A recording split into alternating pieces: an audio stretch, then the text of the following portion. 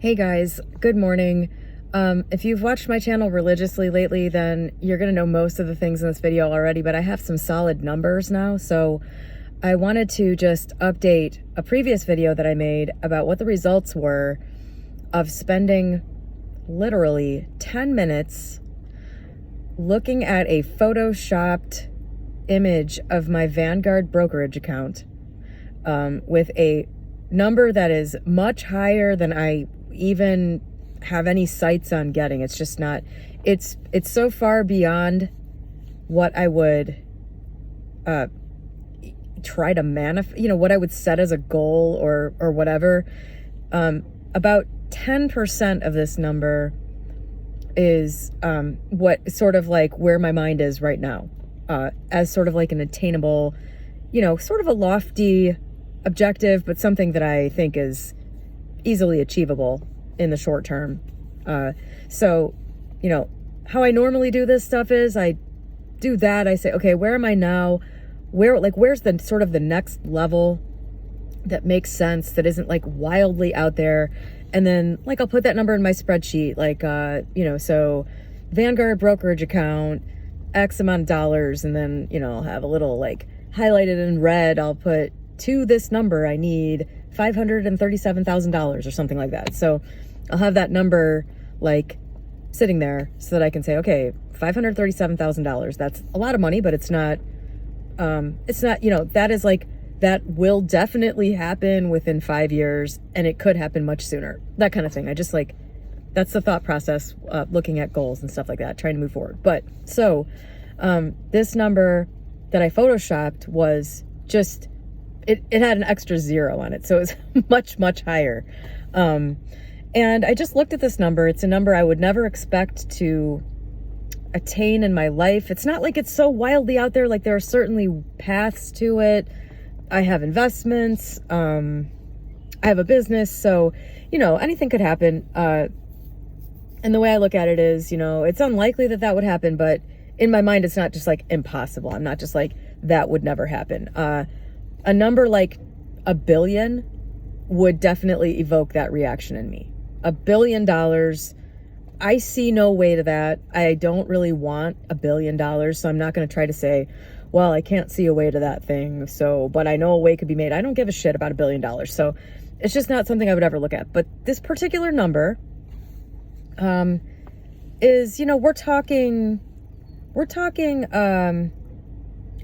well-known actor net worth type of levels here. So anyway, I photoshopped this number into my, I just took a screenshot of my Vanguard brokerage account, and I keep saying photoshopped, by the way, but I'm really old. I did this all in Paint, in Microsoft Paint, where I do everything. Everybody's like, why don't you just learn Photoshop? And I'm just like, why would I do that when I can do it all in Paint? And it looks perfect. So, I just photoshopped this thing in Paint. I basically just copied the number, moved it over, copied another number, whatever. Anyway, so I sat there and I'm looking at this number. I'd say this is about 2.5 weeks ago at this point. I think it has to be that because, last week. Yep. Okay. So this was maybe 2 weeks ago. And I want to give you the timeline for what happened here. And first of all, here's what I did. I'm sorry if you've already watched. Basically, I made a video about this right after it happened. But what I did was I looked at this number. I just sort of looked at it and imagined it being real. I just sort of pretended like I was in the scene where I opened my Vanguard account and there's that number. And it's real. It's not like, ooh, the U.S. has experienced hyperinflation and, $23 is now worth $23 million or whatever. So I just kind of looked at it and felt that it was real and felt the meaning of $23 million and its present purchasing power. And I just sort of compared my current life to what my life then would feel like. What would I feel like? What would have transpired at this point? What would my business partner Jean and I be saying to each other if this were the case? How would I be viewing my current sources of stress related to money if this were the number? And just various things came up, I own my current house outright. I like to own my house outright, whether or not that is financially advisable. It's just, I feel good all the time about not having a house payment. It gives me a sense of security, false or otherwise. So I would love to have a bigger house, but I would still want to own it outright. And right now, in my current circumstances, I would still want to own it outright. And right now, I'm just not willing to do what I would need to do in order to get, like a $750,000 house, let's say, which is probably the range that at the current real estate prices I would want. Anyway, so I just thought, well, how would I feel about that? I thought, well, that would be completely different. If I had this amount of money, I would either just go buy that house outright, or I would have no problem financing it. If my financial advisor that I would almost certainly need to employ at this wealth level advised me to get a mortgage or something on this because it would make more sense for some reason, I would not be opposed to that the way I am now. Just because my whole idea of financial security would be different with this amount of money in the bank. My whole mentality would be different. It would have to be. But I would still be me. So I'm still thinking about this from my sort of permanent self characteristics. How would I be reacting to this? Like what, just how would it feel? I just sat there and I thought, well, I would feel a lot less stressed out. I would really, I don't experience a ton of financial stress, but I would feel less stressed about finances. I don't kid myself that I would feel no stress about money, even with tens of millions of dollars. I certainly would. My experience with money has been the more you get, the more you have to lose, and that introduces a whole new set of stressors. Then you have money that's sitting there that can be working for you. It can be invested. Then you worry about investments, and you worry about your investments failing. There's just all kinds of other considerations. So I just sort of went through this whole thing in my mind, the way I'm going through it with you right now. And I just sort of sat there thinking about it, and then I got bored and I moved on with my day. All right, so there's the 7-minute setup. And I went through that again because I really don't think people, I think people fantasize a lot about their manifestations rather than considering, what would this change in my mental circumstances and life actually look like and feel like to me if I just sort of place myself there right now.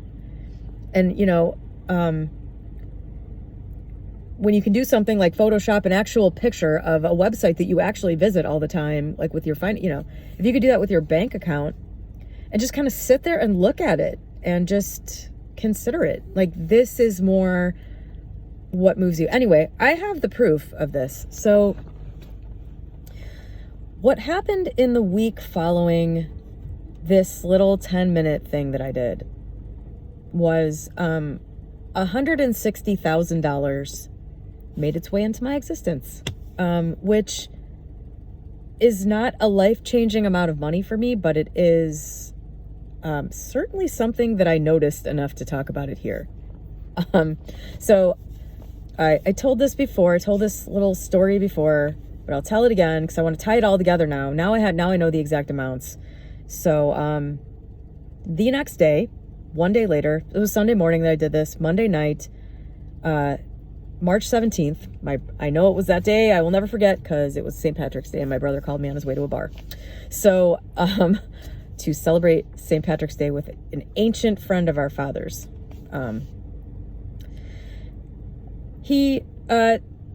Long story short, a life insurance policy that's been hung up for 4 years for a variety of reasons is now at the point where it needs to be settled, and the other party is willing to settle. So I'm going to be getting, my brother and I both each will be getting $9,250 from that life insurance policy. By the way, another little weird thing about that is the life insurance policy ended up being 50% more than I thought it was.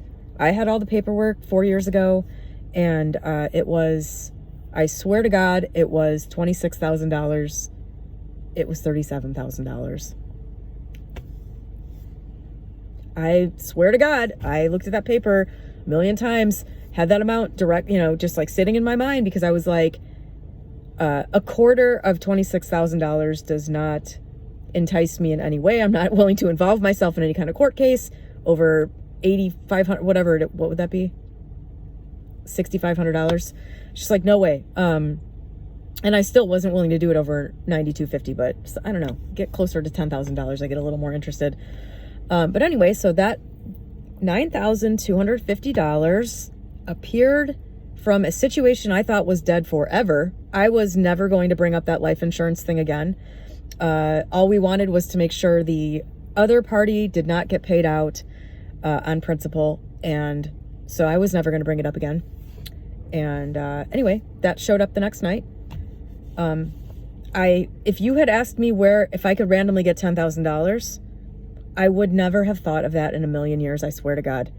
That matter was dead. And not only that, but the other party involved is not the type who is willing to give up half of a sum like that. So she must be feeling pretty desperate. Anyway, so that happened. I had noticed I was kind of feeling strapped for cash because it's tax time.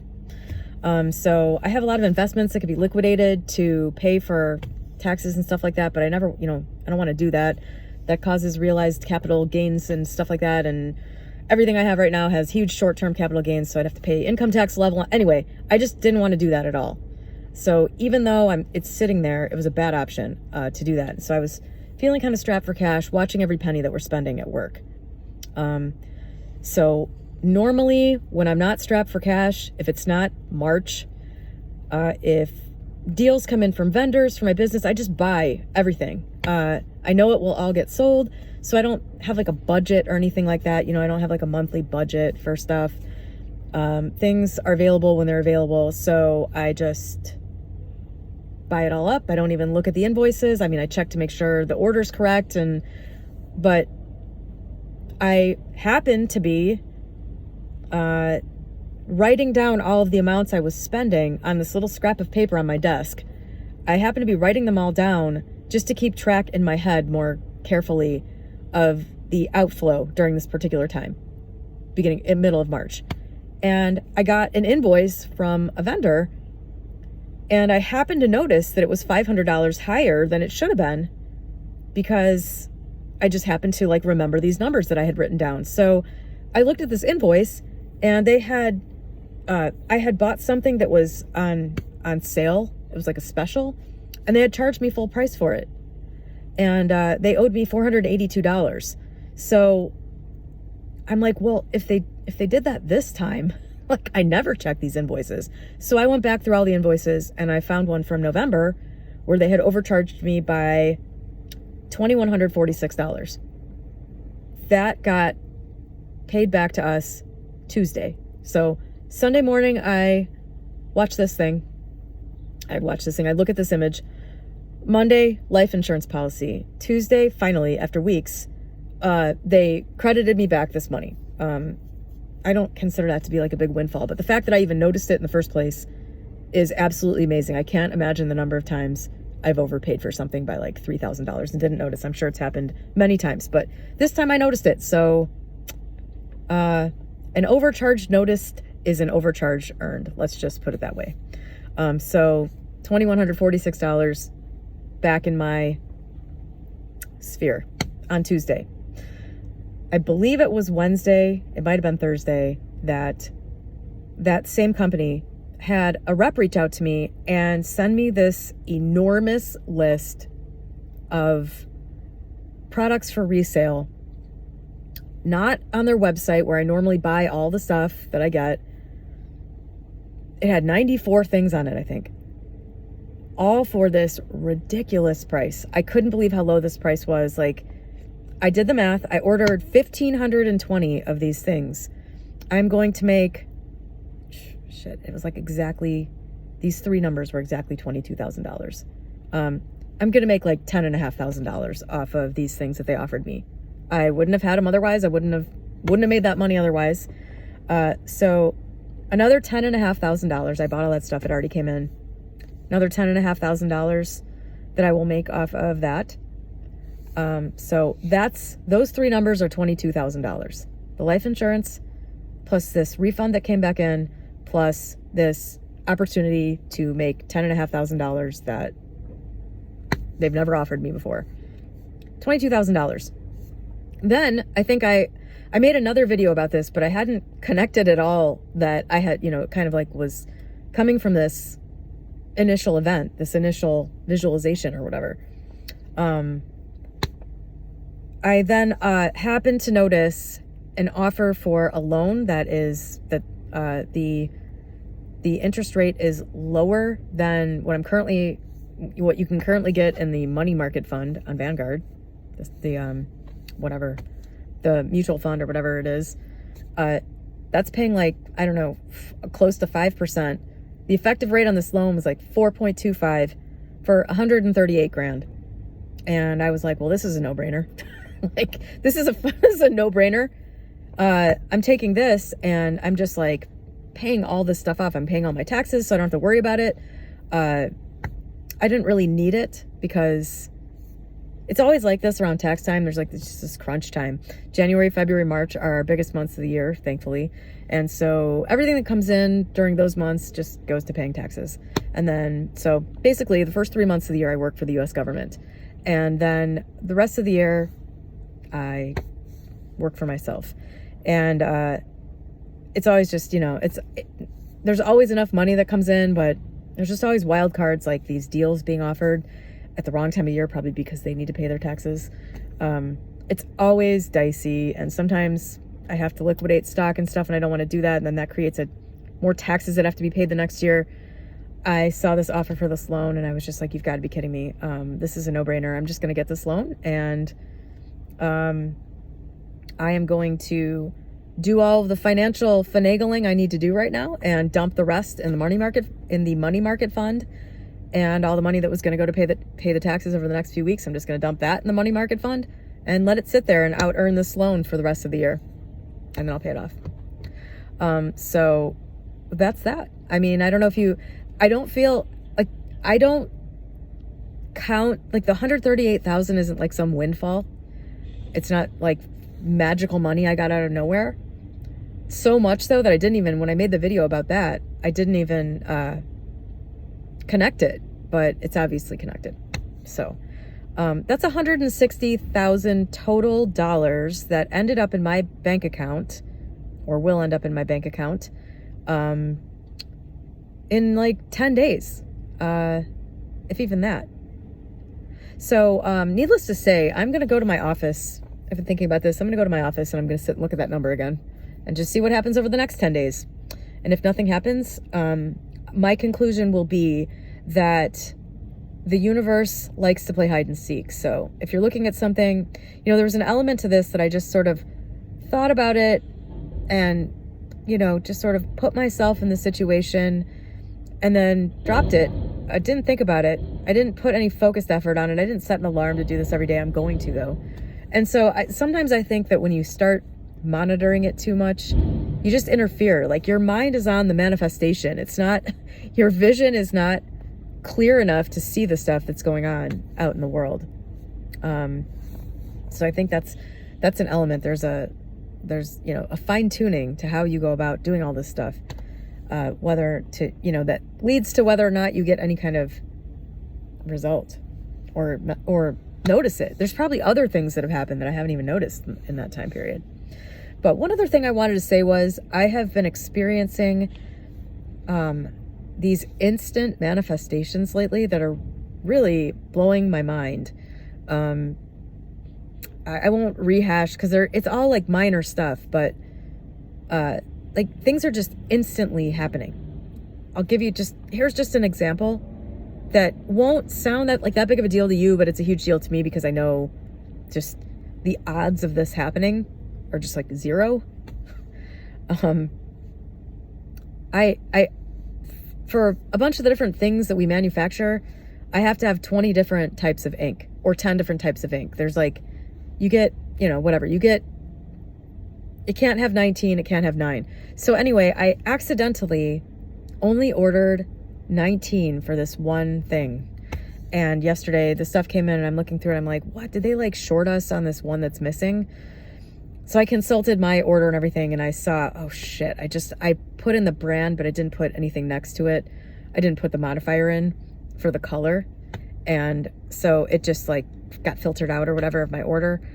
And so I was like, shit, okay, well, I'm just gonna have to reorder that. That's okay. I was just like, it wasn't a big deal at all. It's like, crap, I just, I can't button this up today. I'm gonna have to like go write an email, order something else, wait for it to come in. Then I can put this thing away and get it queued up to be made. And I thought, well, let me go look at the extra inks that we have. You know, we have a box with like stuff that didn't get used for whatever reason and something else. And this particular one that was missing was in there.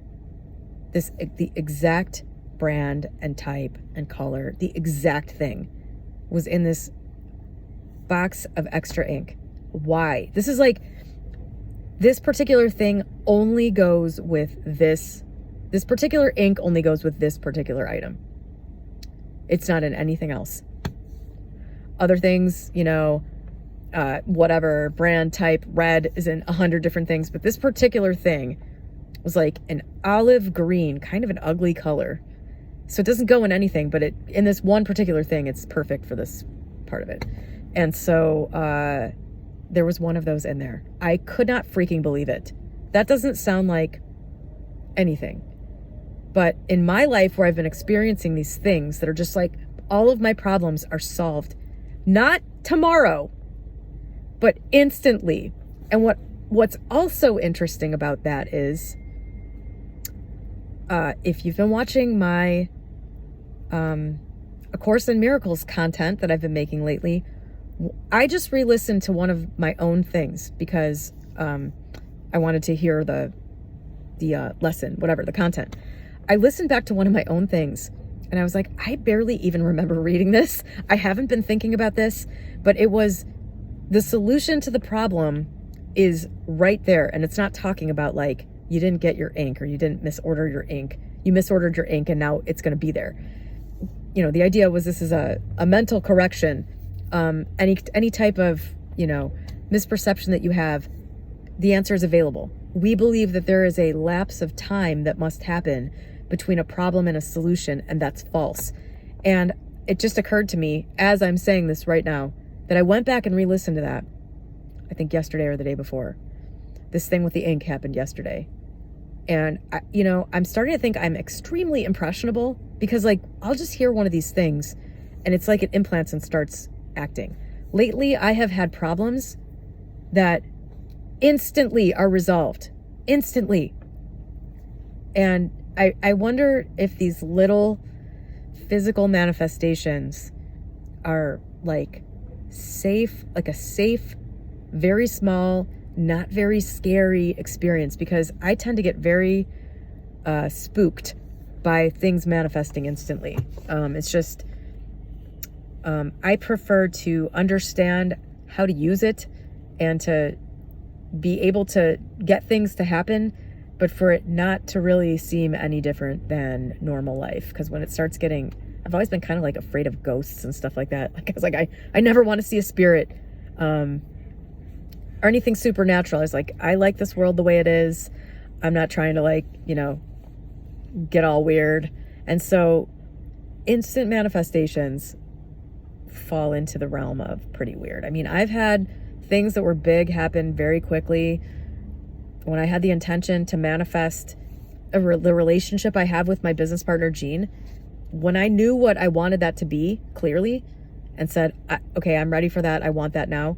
I met him 3 days later. Okay. But that was 3 days. I wasn't sitting there thinking, okay, I'm ready for this. And there's a knock on the door and it's like the UPS guy and it's Jean or something. You know what I mean? Like that's where I start getting a little creeped out. But I think these little itty bitty things, first of all, they're no longer escaping my attention, if they ever did. But they're also so small that it's not, I can handle it. I'm trying to get used to the idea of this instant, so when they're talking about instant problem solving mentally, A Course in Miracles is speaking of your state of mind, but it also translates into the physical world. It translates into the less spiritual and mystical world also. That's why manifestation works, because this is all just one big concept that you can use sort of in a way that is more beneficial to you or in a way that is less beneficial to you. But it works, it works regardless of where you're coming from. It's sort of, that's a law of the universe, I guess. It's kind of benign. not benign. It's neutral. It doesn't care whether you're using it for something that will benefit you or something that won't. You know, just like you can use the stove to cook your dinner, or you can use it to burn your hand. Anyway, so I'll just leave that there. I realize there's almost nothing new in there except for the magical ink. But I hadn't tied together that loan with that original experience, and I wanted to talk about it again because that is $160,000 that is now basically in my possession, or 100% on its way to me. And that's a significant amount of money. That's a significant result of that little thing. So why don't you just go do that? Why don't you just go look at your bank account and imagine it with an extra zero, and just sit with what that would feel like. Just think about reasonably how you personally today, like imagine you actually have that money today. What would you do? Because I think people have these fantasies that, oh, if I had that money, I'd just be like jet setting all over the world, and I'd be just like blowing it on any whim that I had. And I don't think that's what most people do when they get money. I mean, some people, maybe that is what most people do when they get money. I would encourage you to think about, how would I handle this money responsibly? What would I do with this money? Like, how would my life actually be different? How could I improve my life with this money? Maybe think of it that way. Look at your bank account with an extra zero, and instead of thinking of what you would go blow it on, think, what could I do with this money to increase my sense of peace and security? Because that's what I really want. I really want to feel good. Like, what's the best way I could use this money, or what's the best way I could look at this money if it were in my account, to create more money for myself, to create more peace for myself, to like get myself in a better place to continue to have more money. Just sort of think of it in terms of like nonstop increase. You know, how would I feel with this money? I think that's where a lot of people that don't have much money need to kind of go. Like, they need to think of money as continuing to come in, not something that, ooh, I got this windfall, I need to go blow it because I don't have a lot of time, and, you know, whatever, I need to go have experiences right now before this money is gone. Like, just start thinking about how you would feel as sort of like a secure, wealthy person. But I don't know, that's the best I can do because, well, I'm definitely somebody who has always been a spender. My spending level didn't increase much from the time that I was living off of credit cards until now. But I've gotten a little more responsible with stuff because I've realized I don't like the burden of stuff. And I've realized a lot of the time, the same impulse that I have to purchase something, like the satisfaction that I imagine will come from the sort of like, I see that I want it, I can buy it, I'm going to buy it. I've found that impulse often leads to feeling burdened by something, and that pausing and saying, do I really want that? Is this, and then not doing it and still having the money, that ends up feeling way better. That ends up feeling way more satisfying to me. And that was a little bit of like a learning curve with that. And I had to actually experience the benefit of saying, well, I'm really glad I didn't buy that thing. Now there's a lot of things I almost buy, I don't. And then a couple days later, I'm like, God, thank God I didn't buy that thing. Anyway, okay, I hope this helped anybody. Have a great day.